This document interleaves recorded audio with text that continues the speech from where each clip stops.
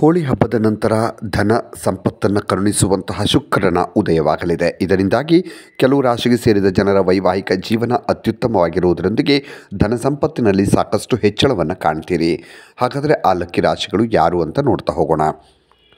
ಜ್ಯೋತಿಷ್ಯ ಶಾಸ್ತ್ರದ ಪ್ರಕಾರ ಪ್ರಸ್ತುತ ಹಣ ಮತ್ತು ವೈಭವವನ್ನು ಕರುಣಿಸುವ ಗ್ರಹ ಶುಕ್ರ ಗ್ರಹ ತನ್ನ ಉನ್ನತ ರಾಶಿಯಾದ ಮೀನ ರಾಶಿಯಲ್ಲಿ ಚಲಿಸ್ತಾ ಇದೆ.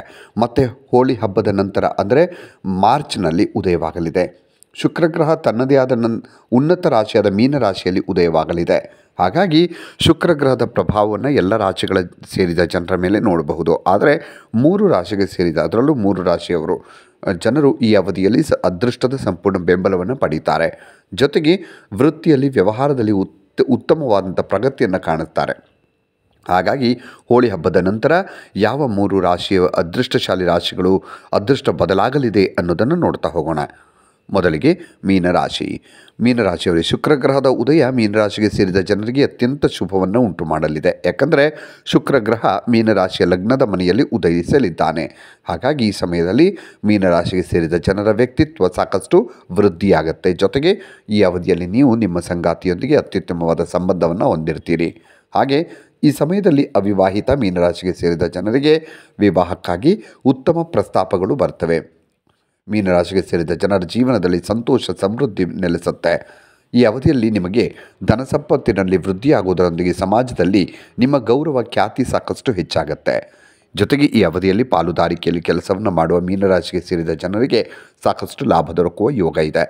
ಹಾಗೆ ಈ ಅವಧಿಯಲ್ಲಿ ನಿಮ್ಮ ಆಸೆಗಳೆಲ್ಲವೂ ಈಡೇರ್ತವೆ ಮತ್ತು ಜೀವನದಲ್ಲಿ ಭೌತಿಕ ಸೌಕರ್ಯಗಳು ಹೆಚ್ಚಾಗ್ತವೆ. ನಿಮ್ಮ ಎಲ್ಲ ಪ್ರಯತ್ನಗಳಲ್ಲಿ ನೀವು ಯಶಸ್ಸನ್ನು ಸಾಧಿಸ್ತೀರಿ. ವೃತ್ತಿ ಜೀವನ ಮತ್ತು ವ್ಯವಹಾರದ ವಿಷಯದಲ್ಲಿ ನೀವು ಆರ್ಥಿಕ ಯಶಸ್ಸನ್ನು ಪಡಿತೀರಿ ಮತ್ತು ನಿಮ್ಮ ಎಲ್ಲ ಕೆಲಸದ ಯೋಜನೆಗಳು ಯಶಸ್ವಿ ಆಗ್ತವೆ. ವಿವಾಹಿತರಿಗೆ ವೈವಾಹಿಕ ಜೀವನ ಅದ್ಭುತವಾಗಿರುತ್ತೆ. ಈ ಅವಧಿಯಲ್ಲಿ ಸಂಗಾತಿಗೆ ಬಡ್ತಿ ದೊರಕಬಹುದು. ಜೊತೆಗೆ ಈ ಸಮಯದಲ್ಲಿ ಹಣವನ್ನು ಉಳಿಸುವಲ್ಲಿ ನೀವು ಯಶಸ್ವಿ ಆಗ್ತೀರಿ. ಇನ್ನು ವೃಷಭ ರಾಶಿ.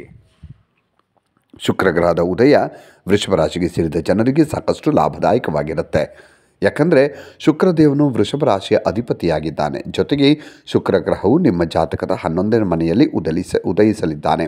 ಹಾಗಾಗಿ ಈ ಅವಧಿಯಲ್ಲಿ ವೃಷಭ ರಾಶಿಗೆ ಸೇರಿದಂತಹ ಜನರಿಗೆ ನಿಮ್ಮ ಆದಾಯ ಹೆಚ್ಚಿಸಿಕೊಳ್ಳೋದಕ್ಕೆ ನಿಮಗೆ ಹೊಸ ಹೊಸ ಮಾರ್ಗಗಳು ಗೋಚರಿಸ್ತವೆ.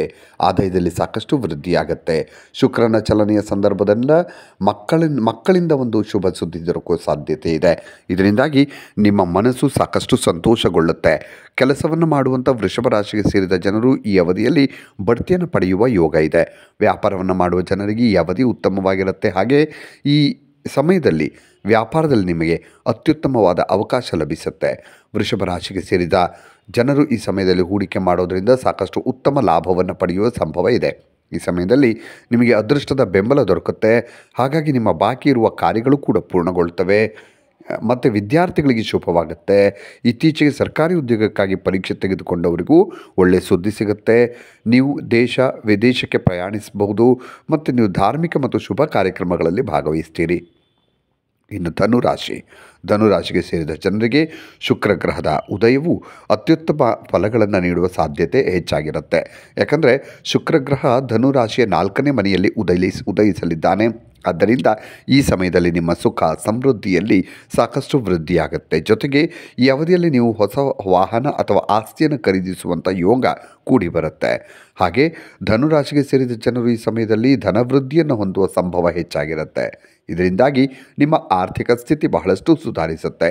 ಶುಕ್ರನ ಸಂಚಾರದಿಂದಾಗಿ ಕೆಲಸದ ಸ್ಥಳದಲ್ಲಿ ನೀವು ವರಿಷ್ಠ ಅಧಿಕಾರಿಗಳಂದರೆ ಮೇಲಿನ ಅಧಿಕಾರಿಗಳ ಪ್ರಶಂಸೆಗೆ ಪಾತ್ರರಾಗ್ತೀರಿ.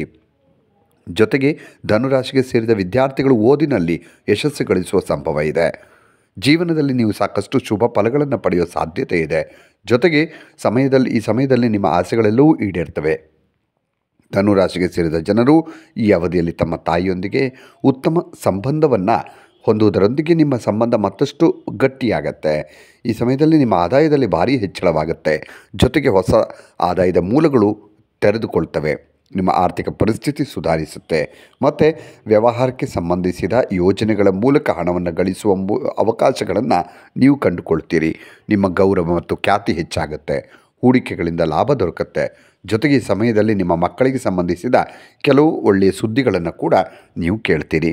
ಈ 3 ರಾಶಿಯವರು ಮೀನರಾಶಿ, ವೃಷಭ ರಾಶಿ, ಧನು ರಾಶಿಗೆ ಸೇರಿದ ಜನರಲ್ಲಿ ನಿಮ್ಮ ರಾಶಿಯು ಒಂದಾಗಿದ್ದರೆ ಹೊಸ ವರ್ಷದ ಅಂದರೆ ಈ 2025ರ ಹೋಳಿ ಹಬ್ಬದ ಸಂದರ್ಭದಲ್ಲಿ ಶುಕ್ರನ ಉದಯದಿಂದಾಗಿ ನಿಮ್ಮ ಅದೃಷ್ಟದ ಬಾಗಿಲು ತೆರೆಯಲಿದೆ. ಇನ್ನಷ್ಟು ವಿಡಿಯೋಗಳಿಗಾಗಿ ಮೀಡಿಯಾ 18 ಕರ್ನಾಟಕ ಚಾನಲನ್ನು ಸಬ್ಸ್ಕ್ರೈಬ್ ಮಾಡಿ ಹಾಗೂ ಹೊಸ ವಿಡಿಯೋಗಳ ಅಪ್ಡೇಟ್ಗಳಿಗಾಗಿ ಬೆಲ್ ಐಕನನ್ನು ಕ್ಲಿಕ್ ಮಾಡಿ. Thank you.